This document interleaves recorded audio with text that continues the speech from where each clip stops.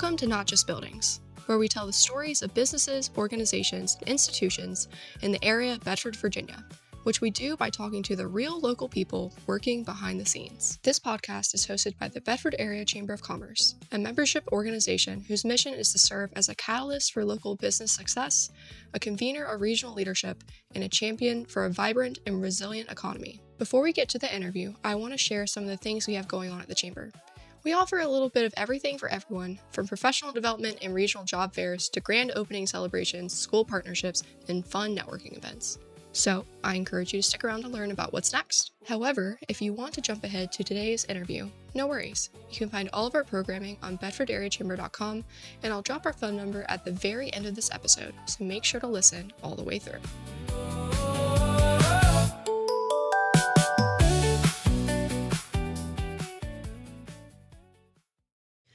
Well, as usual, we have lots going on at the Chamber in the next several weeks and months. Next week, August 12th, we have our first ever State of Bedford event in partnership with Bedford County and the town of Bedford and presented by Appalachian Power.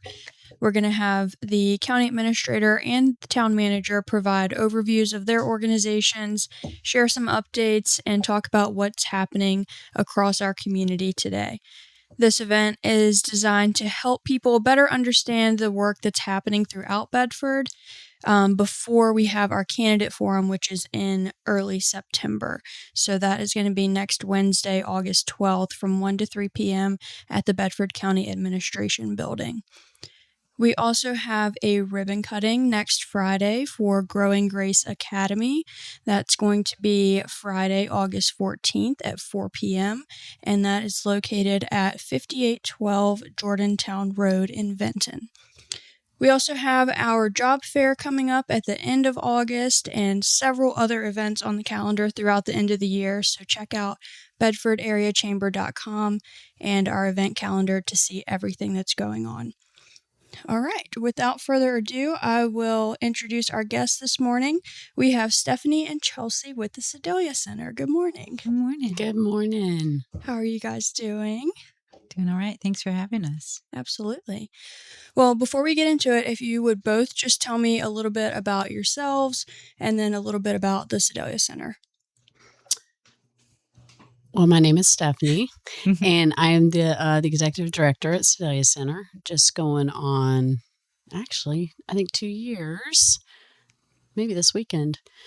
I have 5 children, and when I'm not at the Sedalia Center, I am usually frolicking in my garden, doing lots of weeding, carrying kids to soccer, lots of cooking with all those children.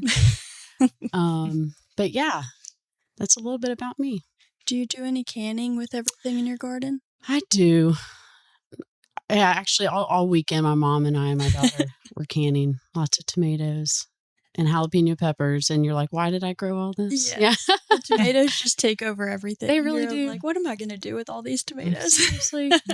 But lots of mouths to feed later throughout the year. It's kind of nice to Yes, always have the backup spaghetti. Mm-hmm. for sure. Yes. I'm all about the backup spaghetti. My name is Chelsey. I grew up in Sedalia and have been going to Sedalia Center all my life, but moved away for school. Needed to get out of Bedford County, as a young person tends to want to do, only to boomerang right back home. So I just moved back 3.5 years ago, something like that, and lucked into a position at the center.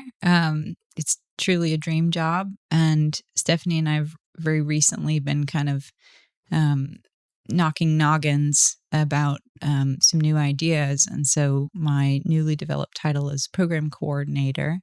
And I'm super excited to be involved in all things planning and organizing future programs at the center. So Awesome. Well, I'm so glad you guys could join us this morning. I got married at the Sedalia Center, I think. That's right. Right. Was it right after you took over? Oh, Kayla, that was before? so beautiful. I always use your wedding as an example of how beautiful it can be. Yeah, it was shortly. Yeah, I hadn't been there very long. You're right. Yeah, it was It was a lot of work. I'm sure my family still talks about it. They're like, when my little sister gets married, they're like, we're just gonna go to a venue that's got everything. We did way too much work for Kayla's wedding. I'm like, yeah. No, but the beauty of it is it's a blank slate. I know, You and it know, was you can just do so whatever you beautiful, want. like the mountains in the background, just the big open. It was very us for sure. So Cool. it worked out. I think I well. saw pictures. Yeah. Beautiful. Probably so. Mhm. Well, tell us a little bit about some upcoming programs that you have at the center. Well, I guess first and Go foremost, for it, Chelsey. this weekend, it's not really a program so much as it is an annual event, but we're looking forward to Sedalia Feast, our annual fundraiser this Saturday. And maybe Stephanie will want to talk a little bit more about that. And right on the heels of that fundraiser, because the fundraiser's mission is to raise funds for future programs, we have a visitor coming next Wednesday evening from 5 to 6 from the Virginia Department of Wildlife to give a talk on bears. It's kind of all things bears. We're calling it Bears 101. Black bears in our region, the appearance of mange in black bears in our region. And so kind of an informational talk. It's open to the public, obviously. It's free. And then soon after that, August 22nd, which is a Saturday, we're excited to host Brooke Jones from So Country to lead a barn quilt painting workshop. And that's from 1 to 5 on Saturday, the 22nd. And as with anything else, you can find more details on our website. We have all kinds of programs coming up in the fall. We've got an acrylic painting workshop in September, a flower arranging workshop with Little Otter Flower Farm in October. It kind of just, we're already making plans for the spring next year. And meanwhile, sort of multitasking and organizing our after school program, which starts the first week of September. And that's every Wednesday afternoon at the Sedalia Center. Last year was our first year for Living Arts Afternoons, which is what we call that program. And it was a huge success and definitely was like in its experimental phase. But we're rolling right along and looking forward to the second year of that program. So it's kind of like our programs are multifaceted. And, I think we're really encouraging the idea that the programs are open to all ages and all skill levels. And so we're trying to offer a variety of programs as well as, free programs and programs where the cost is associated with materials that may need to be purchased for the program. But we're to use Stephanie's term or borrow Stephanie's term, the growing pains of establishing these programs is just we have to try things out and trust that, people will come and it's going to be fun. It's also marks a return, I think, to the Sedalia's founding vision. As, it's an old school building. I feel like it goes without saying that education is part of, our deepest values, but also rooted in the arts and getting back to what it means to share the arts and education with our community. So it's a little bit about, I guess, programs and where we're headed. Good job, Chelsey. I think what I keep thinking of is like, if you haven't been to the Sedalia Center, it's an old school building. So it just seems so fitting. And going back to Annis McCabe's original vision of how she really wanted to offer the Sedalia Center to the community, it's just so fitting to have kids running, through the hallways and to have art back in the studio and, being out where we're at. It's like, it's just a neat offering to have, that we have this whole, no matter where you live, right? You have a community around you, and to have a shared space that you can meet, and whether it's learn about bears or paint a barn quilt or you're coming to the Celtic Festival, it's a really neat thing to be a part of. And we're really excited to offer this truly with our neighbors and for each other. And, we live out there too. And, it's really neat to see it come together. And it just, the old saying, it takes a village. It does. There's so many people that have come together to make it possible. The grant writing, the teachers, that you have to find, the people to be a part of it. It's a beautiful thing. It really is, to see the community come together to make it even possible.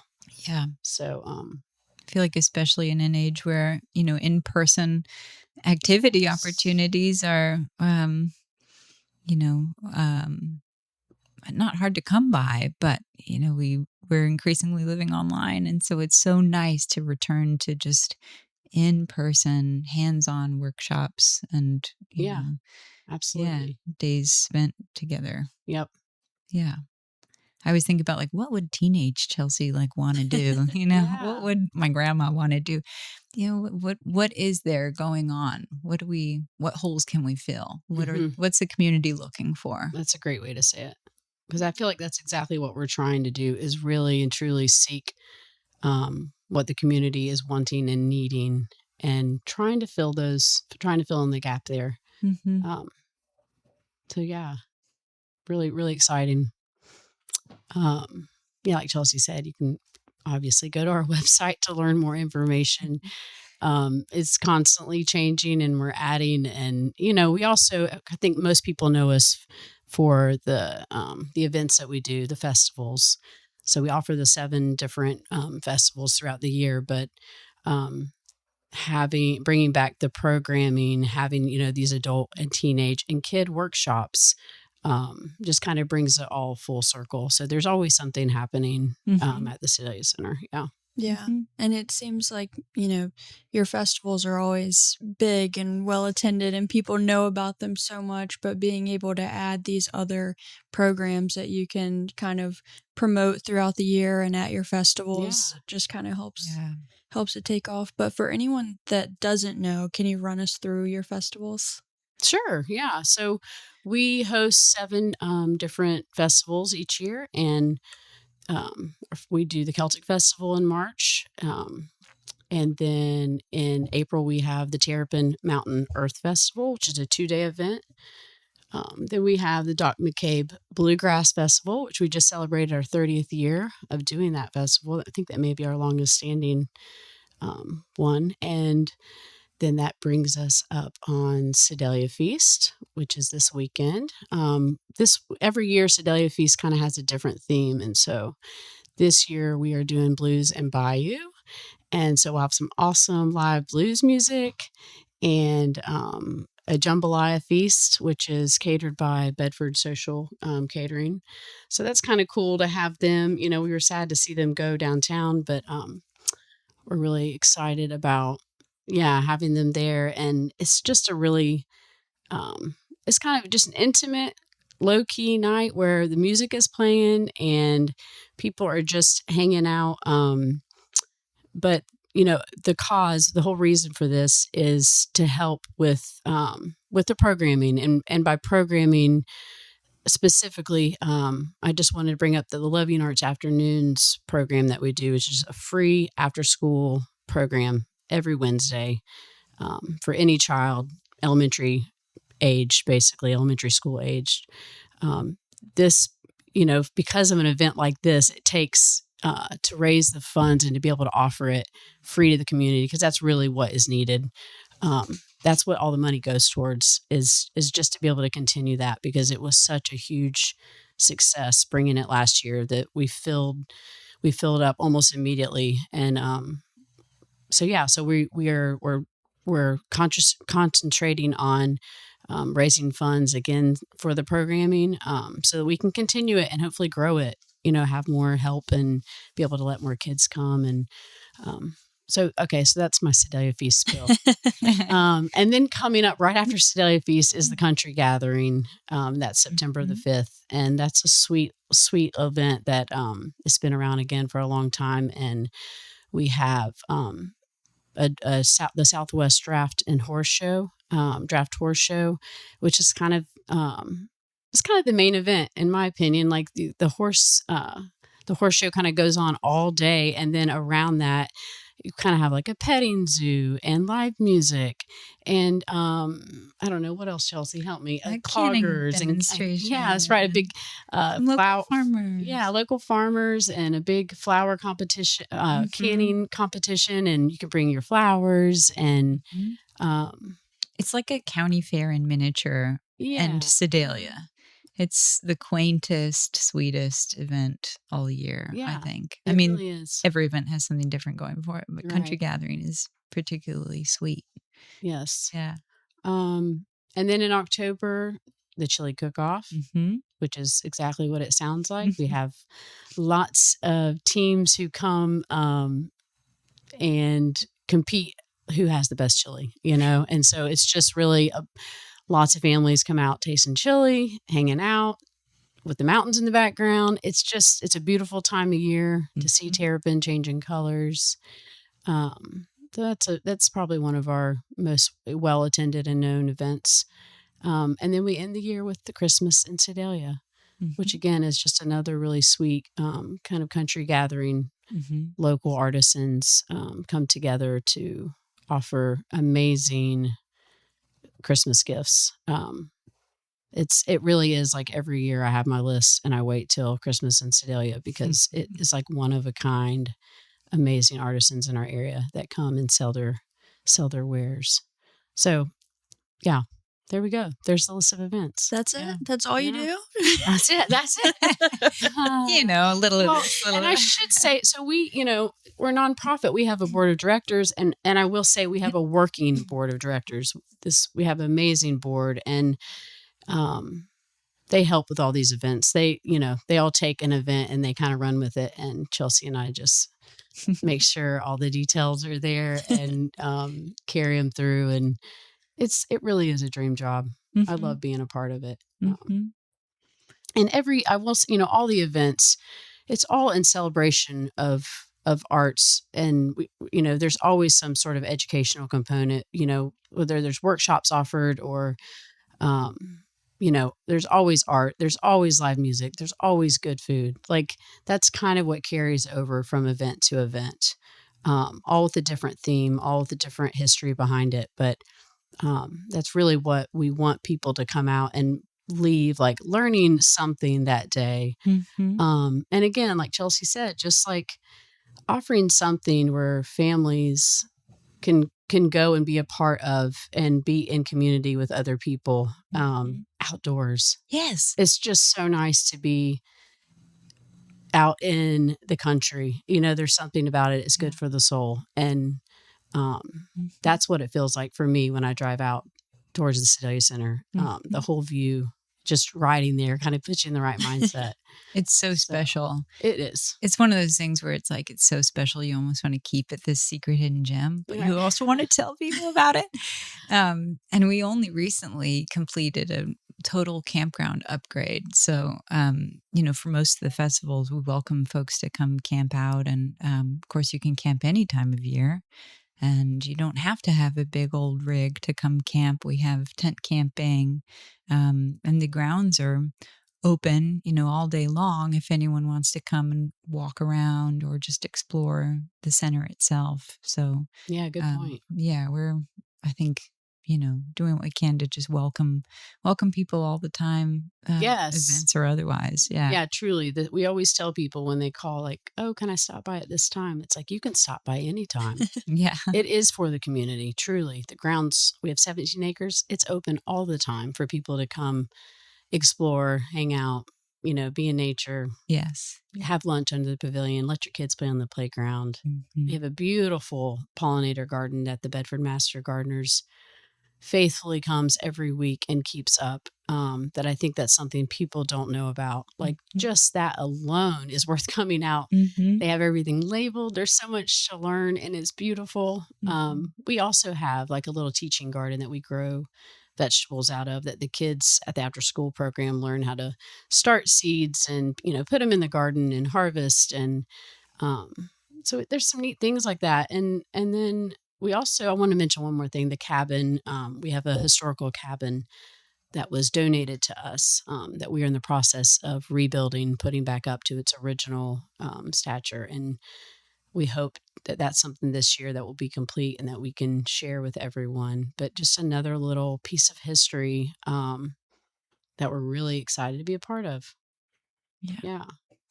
There's so much. I mean, the There's Sedalia so Center, I don't know how to explain it except you have to No. just hear it all. I don't know. Yeah. Yes, there is so much. Well, let's go back to the Living Arts afternoons for a second. So, do you have spaces still available for this coming school year? Or what can parents and kids expect out of it? Just go into a little more detail. Sure. We were just talking about this yesterday, as a matter of fact. And because it was such a success last year, we're having to assess, how many kids we can actually accommodate. In our wildest dreams, we never say no, and kids are welcome. And it's not just, we do have a very friendly bus driver who shuttles kids from the elementary school, from Big Island Elementary School, but it's not limited to the public school kids either. So we have kids coming from homeschool groups and just like grandparents bringing their kids, that maybe they're watching their kids that day, and it's open to anyone. Who's willing to bring them out to the Sedalia Center. Totally. Yeah. Speaking of like holes that need filling in our community, we were able to identify the pretty dramatic need for child care opportunities and just things to do in the afternoons after school in our region. And the Sedalia Big Island area is for sure, has been needing something like this. Mm-hmm. And of course, the library offers an after school program on Thursdays. And so we were, consciously working with them and with the school and again with homeschool groups to figure out what might make sense. And we landed on this Wednesday afternoon program. So it runs from, we say 2:30, but we really get going around 3. Once kids are off the bus and have a snack. And the idea is the Wednesdays kind of rotate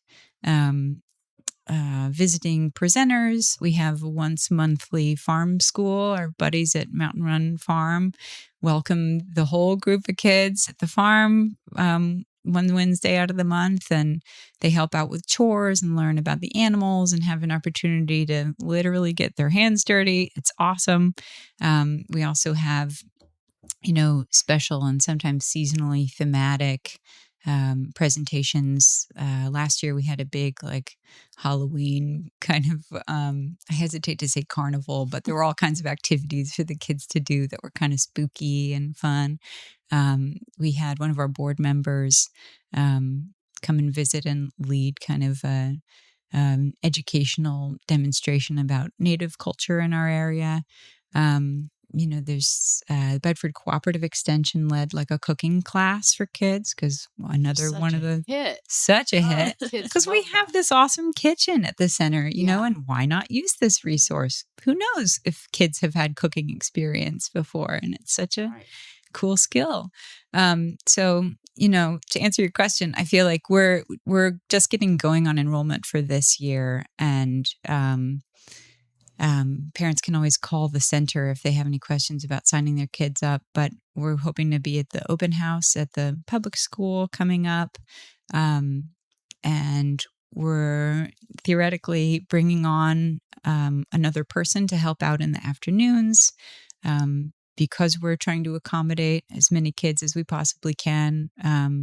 We've learned maybe the hard way that we definitely have to have a good balance of leaders also, in place that the kids can turn to and help kind of organize activities. Because I'm sure you can imagine there's nothing like middle of the week letting 40-something kids off the bus. And we've got a playground right there and, they're all sugared up and ready to go. But they're, lovely, lovely kids, obviously. And ages 5 to 12. Yep. So that kind of elementary age. Like I said, rotating presentations. We do have a core small staff of people that the kids have gotten to know and, who are there to help out.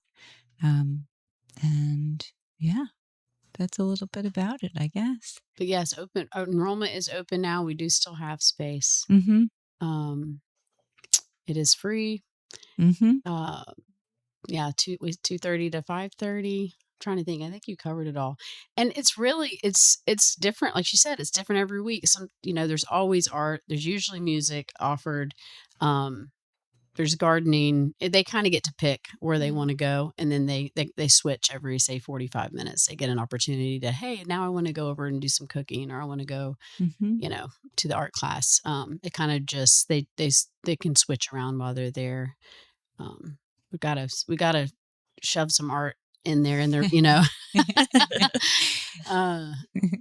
I think that they have such a great time. They really do. It's I always say it's like it's a good sign when the parents come to pick them up and the kids are crying because they're crying because they don't want to leave. Right. That's always a good sign. So Mm-hmm. yeah, we're really, really, really just so thankful once again to the community members who've stepped up and helped us make it possible, because it is a much needed thing. So Yeah. Awesome. Well, you guys also sponsor the Big Island Backpack Program. Yeah. We haven't covered that yet, so just kind of give us an overview and, volunteer needs, any other needs, kind of how it works. And actually 2 years ago, our Sedalia Feast, our fundraiser, that was our first ask of bringing the programs back was, hey, there's this need in the community of, we don't always realize this, but there is food insecurity, all around us. And this is just a real simple program that Big Island Elementary had done for years and years. And because of funding, it had been dropped, and we heard about it, and we thought, man, we can surely be a part of this. So that program is, again, at Big Island Elementary, and every Friday, any family who needs any sort of assistance, we send home a backpack full of food for the weekend. And these are just kind of items that the kids can perhaps even make themselves or just help themselves too. Lots of parents are working, and we just wanted this to be an offering for the kids and for the families that, hey, here's a little extra help on the weekend while they're not able to get meals at school. So we're really proud to be a part of that. And I'm trying to think about, you asked about volunteers. We have Georgia Pacific actually is a part of this program as well. And they pick up the backpacks for us and deliver them to the school. So that's kind of a neat partnership we have with them. If somebody was interested in helping, it really would be just helping us fund it, and again, if there's anything that we're talking about that you think, hey, I want to be a part of or support that, please visit our website for more information, just to, either financially support or, volunteers. Oh my goodness, we always need volunteers. Whether it's, weeding the garden or coming and sitting at the entrance gate at our events. There's always help needed. And because we are such a small nonprofit, we really are run off of volunteers, other than Chelsey and I in the office, with all of this that you hear about, the events and the programs and all of that, we're just so thankful that people do come and keep the grounds beautiful and show up to help, the events happen. And so, yeah, there's many ways to get involved. Please call us. We'd love to talk on the phone or email us. We're always happy to chat about where someone could fit in, There's always something. There's room for everyone. Yeah, that's awesome. It's so important to have, community members and people who care about your mission and vision to keep places like the Sedalia Center going. Yeah. There's so many places like that just closed down because no one really has the vision, I know. And then that's when you hear everyone said, wait, we'd love that. Yes, we need this and this. Always in hindsight. Yeah. Yes. I just recently heard, and I can't remember where I heard it, but someone said, if you were to go out of business, would you be missed? Would the community miss you? And that's kind of how I think about the Sedalia Center. I really want that to be true. If we were to close, would we be missed? Would the community truly miss us? in other words, are we making a difference? Right. Because that's really and truly that's what it's all about. Otherwise, why are we there? Right. Yeah. So please keep coming. The events, it's the same thing. Every event really is a fundraiser. It raises funds to continue to do what we're doing. And again, the programs are really something that kind of got lost in the sauce through the years, and we're just working really hard to bring that back in all sorts of forms: adults, children, teenagers. Yeah. It's kind of like, if no one's living in an old house, it just starts to return to nature.